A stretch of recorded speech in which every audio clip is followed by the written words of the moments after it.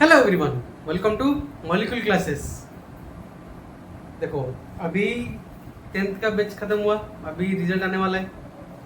तो जिन बच्चों का रिजल्ट अच्छा आने वाला है, बहुत बढ़िया, अपने करियर पर बहुत फोकस करो।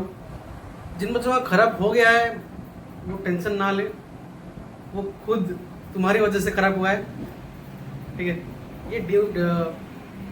मैं ये डिमोटिव करने के लिए नहीं बोल रहा हूँ, लेकिन काश, वो होता है ना वर्ड, काश, वो पढ़ते, काश तुम जब एग्जाम हॉल में बैठे होगे ना, तब लगता होगा तुम्हें, काश 10-15 मिनट पढ़ लेता, पास हो जाता।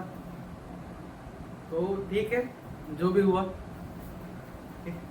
तो अभी नया सेशन स्टार्ट होने वाला है, नए बच्चे आने वाले हैं 10th क्लास में।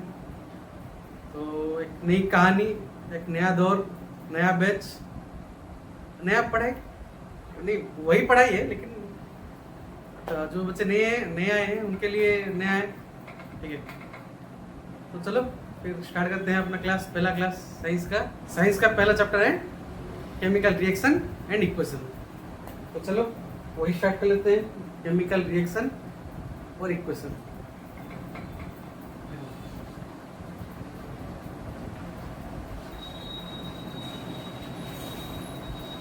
Chemical reaction and equation. ये केमिकल रिएक्शन और इक्वेशन क्या है? ये केमिकल रिएक्शन और इक्वेशन क्या है? देखो, इस टॉपिक में मैंने एक वीडियो बनाया है, वो भी देख सकते हो, ठीक है। ये नया चैप्टर है, नए बच्चे थोड़ा ध्यान से सुनो, ध्यान से पढ़ाई करो, क्योंकि अभी तुम्हारे पास बहुत टाइम है। जो 9th क्लास में पढ़े हो, ओके, जो 9th क्लास में हुआ वो हंसी मजाक, ओके, ठीक है। जो 10th है उसमें फोकस करो, ठीक है। देखो, केमिकल रिएक्शन जानते हो? केमिकल रिएक्शन क्या है? 2-3 सब्सटेंस को मिलाओ, एक प्रोडक्ट बनता है, वो होता है तुम्हारा केमिकल रिएक्शन। वो जो जानते हो 9th क्लास में जो पढ़े हो, उसी को हम थोड़े से डिफाइन करके पढ़ेंगे, इलाबोरेट करके पढ़ेंगे, ठीक है। क्या क्या है केमिकल रिएक्शन और क्या है केमिकल इक्वेशन? इक्वेशन क्या है? इक्वेशन तो मैथ का टॉपिक है। इक्वेशन नहीं, साइंस में भी है। क्या है इक्वेशन? मतलब ये एक सिंबॉलिक रिप्रेजेंटेशन है किसका? केमिकल रिएक्शन का। केमिकल इक्वेशन क्या है? ये एक सिंबॉलिक रिप्रेजेंटेशन है केमिकल रिएक्शन का। अब ये क्या है, अब हम पूरा डिफाइन करके ठीक से पढ़ेंगे, ठीक है। तो देखो, केमिकल रिएक्शन क्या है? तो देखो, chemical reaction is a process in which one or more substances reacts with each other and are converted into one or more substances known as product। पूरे इसमें रिएक्टेंट लिखने भूलिए। देखो, वो जो बोला है केमिकल रिएक्शन क्या है? केमिकल रिएक्शन में जो एक और उससे ज्यादा सब्सटेंसेस रिएक्ट होते हैं, रिएक्ट मतलब इसको हम बोलते हैं रिएक्टेंट्स। रिएक्टेंट्स, ठीक है, क्या बोलते हैं? रिएक्टेंट। और वो रिएक्ट होने के बाद जो न्यू सब्सटेंसेस बनाया into one or more substances known as a product। जो नया सब्सटेंस बनाया उसको हम क्या बोलते हैं? प्रोडक्ट, ठीक है। वही में लिखा हो, रिएक्टेंट क्या है, प्रोडक्ट क्या है। रिएक्टेंट्स मतलब the substances takes part in chemical reaction is called reactant, उसको रिएक्टेंट बोलते हैं। And the new substances produced as a result of chemical reaction are called products. क्या बोलते हैं? प्रोडक्ट्स। एग्जांपल ले लो, देखो, हाइड्रोजन लिए, ऑक्सीजन लिए, वो दिया हमें पानी H2O। इसमें क्या है? देखो, ये है तुम्हारा रिएक्टेंट साइड, रिएक्टेंट, ये है तुम्हारा प्रोडक्ट। देखो, रिएक्टेंट मतलब देखो, एक और दो सब्सटेंसेस मिलके एक और सब्सटेंस बनाया है ना, एक और सब्सटेंस बनाया। तो जो एक और सब्सटेंस बनाया उसको देखो, जो takes part in the chemical reaction, chemical reaction में टेक पार्ट किए और एक नया सब्सटेंस बनाया। जो टेक पार्ट हुआ उसको बोलते हैं हम, उस साइड को हम क्या बोलते हैं? Reactant side. और एक जो प्रोडक्ट साइड बना, नया सब्सटेंस बना, उसको हम बोलते हैं हम प्रोडक्ट साइड। क्लियर? ये तुम्हारे केमिकल रिएक्शन। क्लियर हुआ? ये तुम्हारे केमिकल रिएक्शन। कुछ डाउट नहीं होगा? क्लियर है? सिंपल वर्ड में लिखा हूं, ठीक है। अब हम देखेंगे केमिकल रिएक्शन जो हो रहा है वो तुम जानोगे कैसे कि केमिकल रिएक्शन हो रहा है? उसकी कैरेक्टरिस्टिक्स क्या क्या है ना। तुम सपोज तुम पानी उबाल रहे हो, गर्म पानी कर रहे हो, तो तुम जानोगे कैसे कि वो पानी हो रहा है, गर्म हो रहा है, स्टीम निकल रहा है, केमिकल रिएक्शन हुआ है नहीं। स्टेट, उसका स्टेट चेंज हुआ, चेंज इन स्टेट, लिक्विड था गैस हुआ, स्टीम ना गैस। ये सब जो कैरेक्टरिस्टिक्स है वो हम जानेंगे केमिकल रिएक्शन कैसे होता है, ठीक है। उसके कैरेक्टरिस्टिक्स क्या क्या है, देखो तो क्या क्या है कि सबसे कैरेक्टरिस्टिक्स।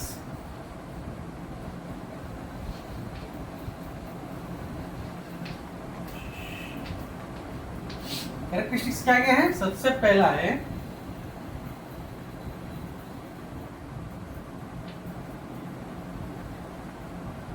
इवोल्यूशन ऑफ गैस, मतलब गैस इवॉल्व होगा। सबसे पहला क्या है कैरेक्टरिस्टिक्स, इवोल्यूशन ऑफ गैस, मतलब गैस लिबरेट होगा, ठीक है। दूसरा क्या है,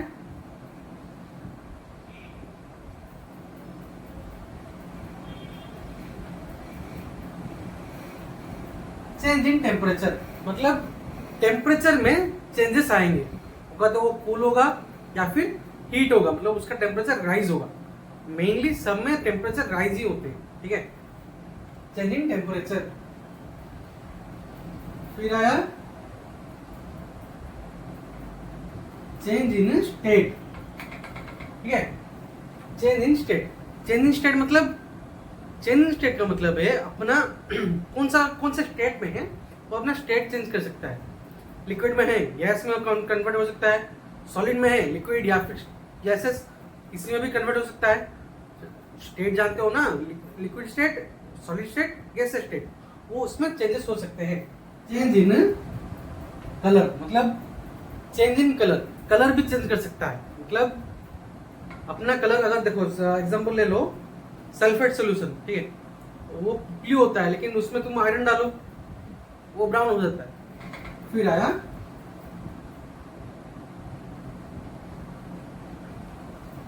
फॉर्मेशन ऑफ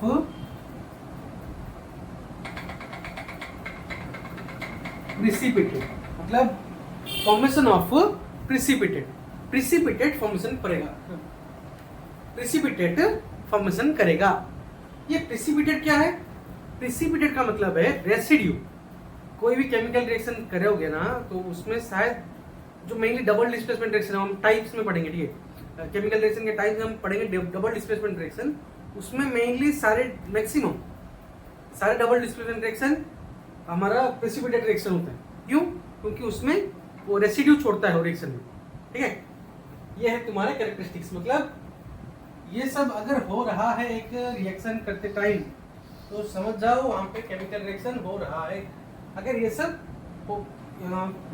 चल रहा है, तुम देख रहे हो कि ये सब हो रहा है, तो वहां पे क्या हो रहा है, केमिकल रिएक्शन हो रहा है, ठीक है। क्लियर? ये है तुम्हारा कैरेक्टरिस्टिक्स। अब हम थोड़ा पढ़ेंगे केमिकल इक्वेशन क्या है, ठीक है। केमिकल इक्वेशन क्या है,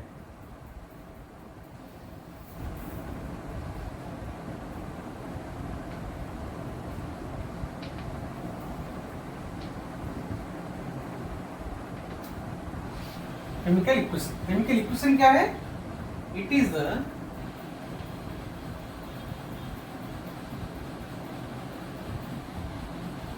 symbolic representation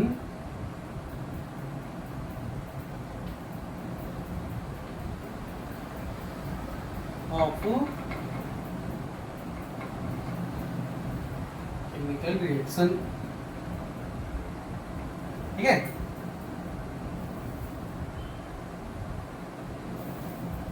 ठीक है, it is the symbolic representation of chemical reaction. अब देखो सपोज मान लेते हैं A plus B gives us C plus D, ठीक है।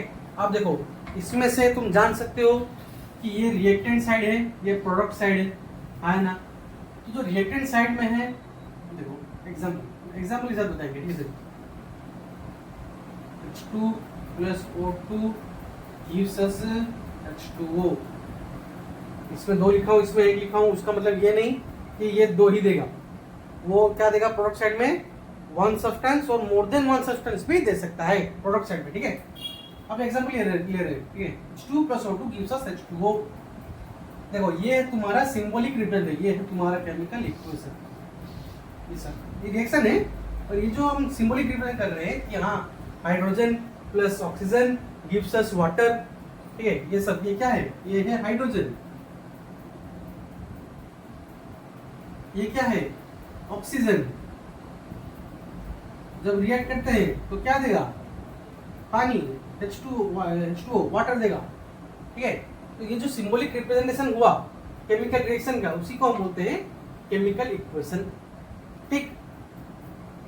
अब इसमें एक और पार्ट है, क्या है, जो केमिकल रिएक्शन हम बताए, ये सब केमिकल इक्वेशन बताए, उसमें भी क्या है वो दो प्रकार की है, ठीक है। क्या है, एक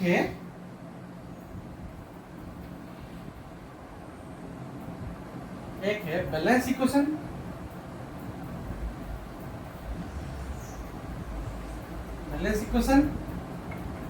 दूसरा है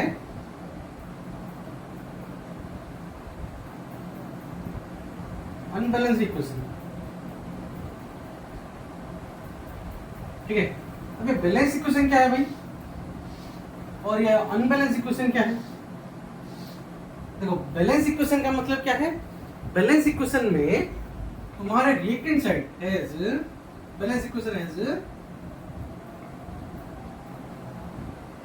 equal number of atoms of elements in both reactant side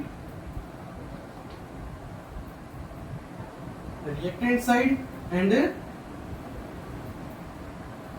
product side. मतलब जो रिएक्टेंट साइड जो हम कहाँ इरेज कर दिया, सॉरी, जो A + B gives us C + D, मतलब यहाँ पे जितने एटम्स होंगे, यहाँ प्रोडक्ट रिएक्टेंट साइड में जितने एटम्स होंगे, प्रोडक्ट साइड भी उतना ही एटम्स होंगे, उसी को बोलते हैं हम बैलेंस इक्वेशन। कैसे, एग्जांपल देखो, zinc plus H2SO4 gives us zinc sulphate plus hydrogen, ठीक है। ये कैसे हुआ हम वो पढ़ेंगे टाइप्स ऑफ रिएक्शन में, ठीक है। वो डिस्प्लेसमेंट रिएक्शन इसको बोलते हैं।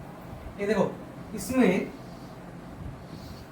जिंक एक है, यहाँ पर भी जिंक एक है, हाइड्रोजन दो है, सल्फर एक है, ऑक्सीजन 4 है, मतलब इसमें ईच एलिमेंट के हर एक एटम सेम है नहीं, रिएक्टेंट साइड में भी सेम है, यहाँ पर भी सेम है, प्रोडक्ट साइड में भी सेम है। तो ये है तुम्हारा बैलेंस इक्वेशन, ठीक है, ये तुम्हारा बैलेंस इक्वेशन। लेकिन अभी अनबैलेंस इक्वेशन, यहाँ पे हैज नो इक्वल, यहाँ पे इक्वल नहीं है, इसीलिए तो अनबैलेंस बोलते हैं। has no equal atoms in both reactant side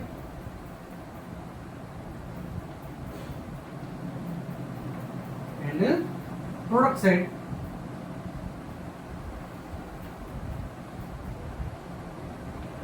clear. तो यहाँ पे कैसा होगा, देखो एग्जाम्पल बता रहा हूँ, Fe + O2, ठीक है, नहीं Fe + H2O। जब आयरन को तुम पानी के साथ रिएक्ट करोगे तो क्या देगा, वो रस्ट का फॉर्मूला होता है Fe3O4 + H2, ठीक है। तो ये तो बैलेंस नहीं है, क्योंकि यहाँ पर Fe 1 है, यहाँ पे 3 है, यहाँ पे H2 है, यहाँ पे H2 है, O 1 है, यहाँ पे O 4 है। ये बैलेंस कैसे हो गया, ये तो अनबैलेंस है। तो इसको हम बैलेंस में कन्वर्ट करते हैं, इसको हम फिर से बैलेंस करते हैं। कैसे, देखो यहाँ देख लो Fe कितना है, यहाँ पे 3 है, तो यहाँ पे 3 लिख दो, 3 Fe प्लस, ठीक है, Fe3 हो गया, H2O देखो, फिर H2O Fe3O3 देखो, यहाँ पे अगर H2O लिखा gives us Fe3O4 plus H2, यहाँ पे H2 है, कुछ नहीं कर सकते, तो यहाँ पे दोनों सेम है, तो उसको थोड़ा सा साइड में रखो, उसको करेंगे लेकिन थोड़ा सा बाद, उसके बाद O2 O सबसे पहले ऑक्सीजन लेंगे, उसके बाद H2 करेंगे। O कितने हैं?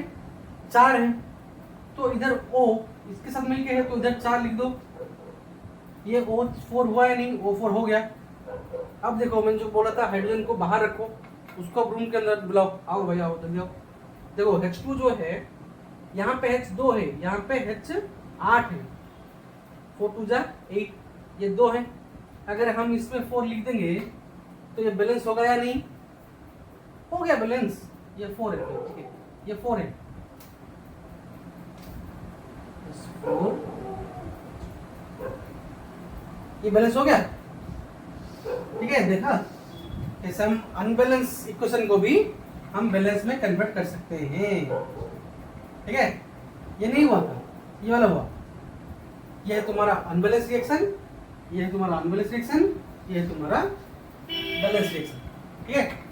तो ये है तुम्हारा केमिकल रिएक्शन एंड इक्वेशन का इंट्रोडक्शन पार्ट, ठीक है। अगर कुछ भी डाउट हो तो कमेंट सेक्शन में पूछो। अगर वीडियो अच्छी लगी अपने दोस्तों के साथ शेयर करो, उनको भी मौका दो पढ़ने का, जानने का, सीखने का, ठीक है। और नया स्टेप चढ़ रहे हो तो संभाल के चढ़ो, हंसी मजाक एक तरफ, पढ़ाई एक तरफ। हंसी मजाक करो क्योंकि लाइफ में ओनली पढ़ाई तुमको आगे नहीं बढ़ा के जाएगा। पढ़ाई के साथ साथ खेल कूद, मस्ती मजाक, वो सब लाइफ में चाहिए, ठीक है। लेकिन दोनों के बीच एक लाइन डालो, ठीक है। अभी से प्रिपेयर हो जाओ, अच्छे से पढ़ो, ठीक है। तब तक बाय बाय।